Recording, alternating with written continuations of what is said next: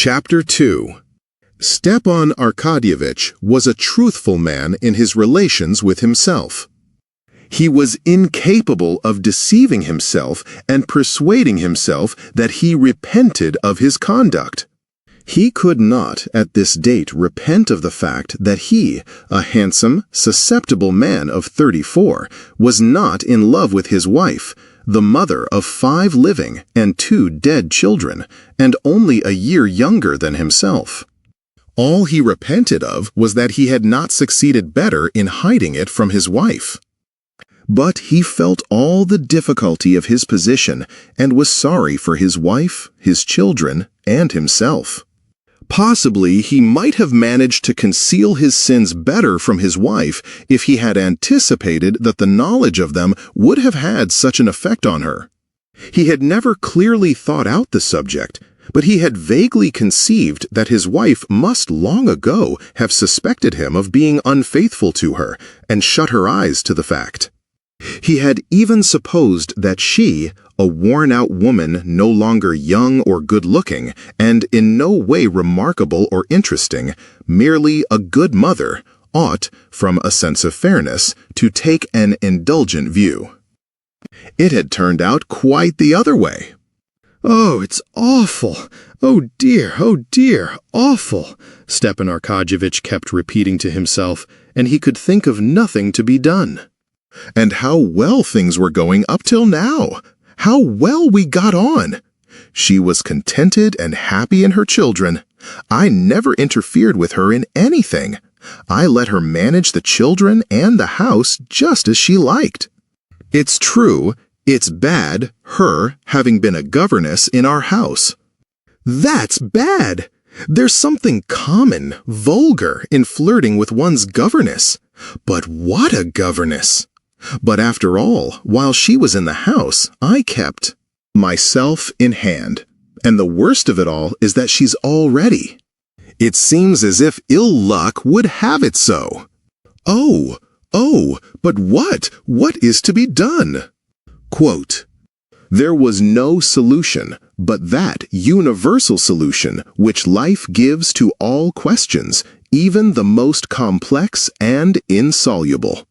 That answer is, one must live in the needs of the day, that is, forget oneself." To forget himself in sleep was impossible now, at least till nighttime. He could not go back now to the music sung by the decanter women, so he must forget himself in the dream of daily life. "Then we shall see," Stepan Arkadyevitch said to himself. And getting up, he put on a gray dressing gown lined with blue silk, tied the tassels in a knot, and, drawing a deep breath of air into his broad, bare chest, he walked to the window with his usual confident step, turning out his feet that carried his full frame so easily.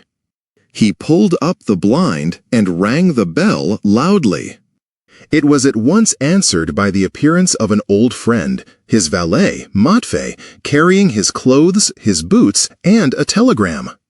Matvey was followed by the barber with all the necessaries for shaving. "Are there any papers from the office?" asked Stepan Arkadyevitch, taking the telegram and seating himself at the looking-glass. "On the table," replied Matvey, glancing with inquiring sympathy at his master.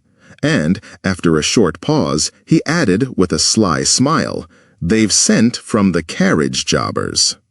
Stepan Arkadyevitch made no reply. He merely glanced at Matvey in the looking-glass. In the glance, in which their eyes met in the looking-glass, it was clear that they understood one another. Stepan Arkadyevitch's eyes asked, "Why do you tell me that? Don't you know?" Matvey put his hands in his jacket pockets, thrust out one leg, and gazed silently, good-humoredly, with a faint smile, at his master. "I told them to come on Sunday, and till then not to trouble you or themselves for nothing," he said. He had obviously prepared the sentence beforehand. Stepan Arkadyevitch saw Matvey wanted to make a joke and attract attention to himself. Tearing open the telegram, he read it through, guessing at the words, misspelt as they always are in telegrams, and his face brightened. "Matvey, my sister Anna Arkadievna will be here tomorrow," he said, checking for a minute the sleek, plump hand of the barber, cutting a pink path through his long, curly whiskers. "Thank God," said Matvey, showing by this response that he, like his master, realized the significance of this arrival. That is, that Anna Arkadievna, the sister he was so fond of, might bring about a reconciliation between husband and wife. "Alone or with her husband?" inquired Matvey. Stepan Arkadyevitch could not answer, as the barber was at work on his upper lip, and he raised one finger. Matvey nodded at the looking-glass. "Alone. Is the room to be got ready upstairs? Inform Darya Alexandrovna, where she orders." "Darya Alexandrovna?" Matvey repeated, as though in doubt. "Yes, inform her. Here, take the telegram, give it to her, and then do what she tells you." "You want to try it on?" Matvey understood, but he only said, "Yes, sir." Stepan Arkadyevitch was already washed and combed and ready to be dressed when Matvey, stepping deliberately in his creaky boots, came back into the room with the telegram in his hand. The barber had gone. "Darya Alexandrovna told me to inform you that she is going away. Let him do, that is, you, as he likes," he said, laughing only with his eyes, and putting his hands in his pockets, he watched his master with his head on one side. Stepan Arkadyevitch was silent a minute. Then a good-humored and rather pitiful smile showed itself on his handsome face. Matvey," he said, shaking his head. "It's all right, sir. She will come round," said Matvey. "Come round?" "Yes, sir." "Do you think so? Who's there?" asked Stepan Arkadyevitch, hearing the rustle of a woman's dress at the door.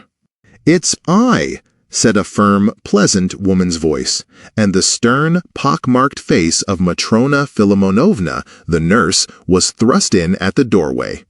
"Well, what is it, Matrona?"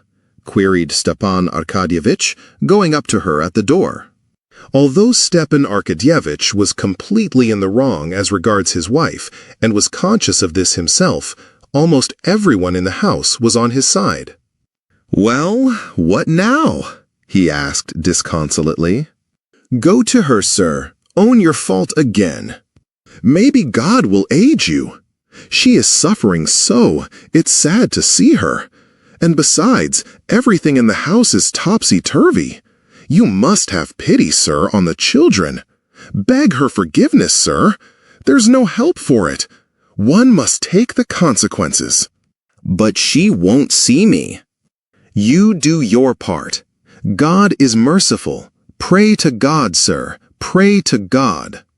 "Come, that'll do. You can go," said Stepan Arkadyevitch, blushing suddenly. "Well now, do dress me."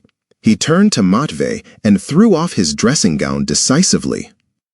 Matvey was already holding up the shirt like a horse's collar, and, blowing off some invisible speck, he slipped it with obvious pleasure over the well-groomed body of his master.